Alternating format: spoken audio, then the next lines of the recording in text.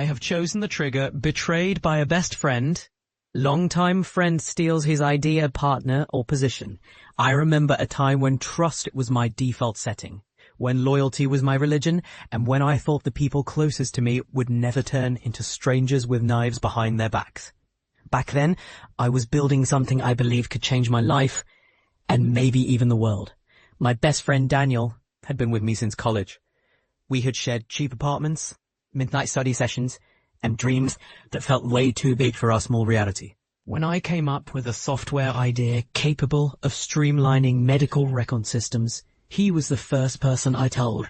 I was so proud, so alive with possibility, and he sat across from me at a greasy diner, listening with wide eyes and a sly grin I mistook for encouragement.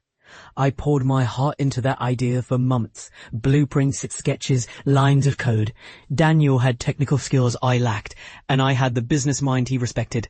Together, I thought we were unstoppable. I let him into every detail. The login algorithms, the market plan, even the name I wanted. I had no fear he would misuse it.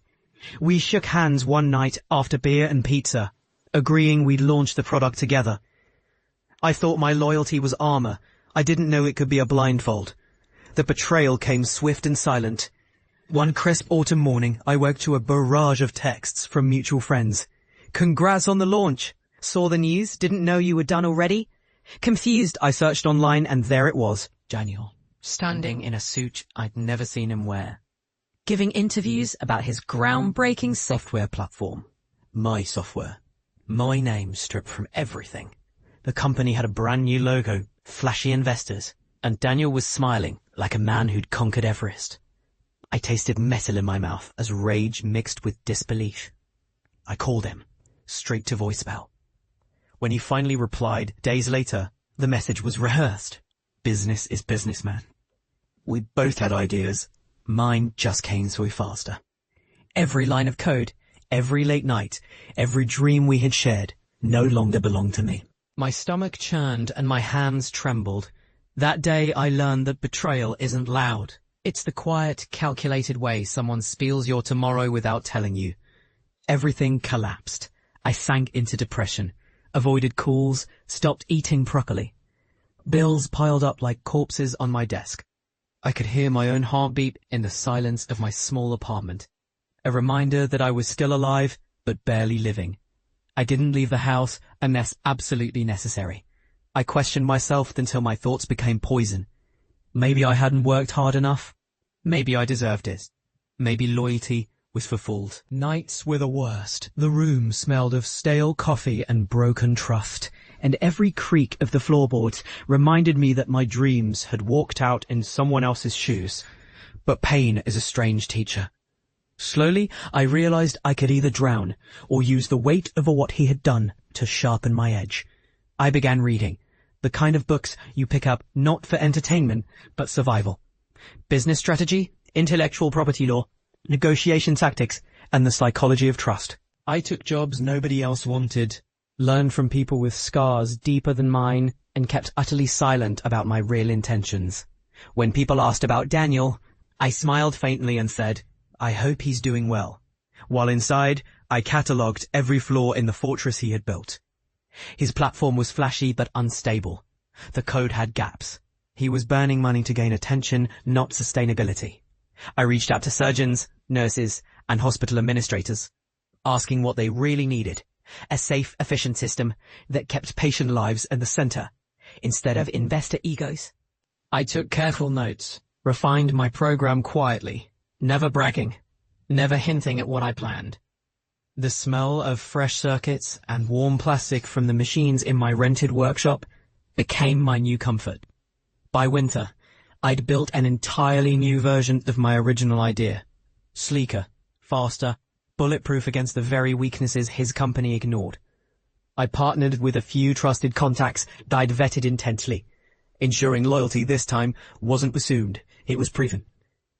We prepared a launch not just to enter the market, but to crush his monopoly.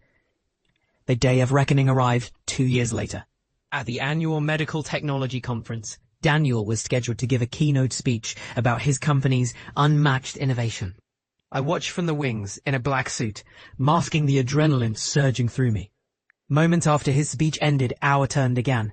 My team and I unveiled our product, demonstrating live data synchronization, perfect security integration, and real-time updates tailored for emergency scenarios. The room gasped. Investors scribbled notes at lightning speed. Doctors crowded our booth. By day's end, we signed partnerships that dwarfed his contracts. But the dagger came during the Q&A session. Someone asked us about our origin. Calmly, I explained how the software had been conceived years ago by a passionate developer, then stolen before it could be completed. I didn't name him. I didn't have to. The silence was deafening. Faces turned toward him, whispering. His smile cracked. He stood and left before the session ended. I had struck him without raising my voice, and the cut was deep enough to end his climb. In the months that followed, his company spiraled. Clients left for hours. Media questioned his ethics, and soon he sold his remaining assets at a fraction of their worth. I didn't celebrate with champagne or dance in victory. I simply kept working, building, proving that resilience beats theft. That betrayal became the fuel for something far greater than revenge. It became the foundation for a company that now trains young developers in ethical business practices, offers free legal guidance on intellectual property, and donates software to small clinics worldwide. The rage that once threatened to consume me had been forged into discipline, and the emptiness had been filled with purpose. Daniel's name faded from conversations. Mine became associated with integrity and impact. And in quiet moments, when I think back to that diner, that handshake, that naive trust, I no longer feel the sting like I used to. I feel gratitude for the lesson, as brutal as it was. Because without his betrayal, I might have remained just a dreamer, instead of a man who builds and protects those dreams for others. If this story moved you, like, share, and subscribe to this channel.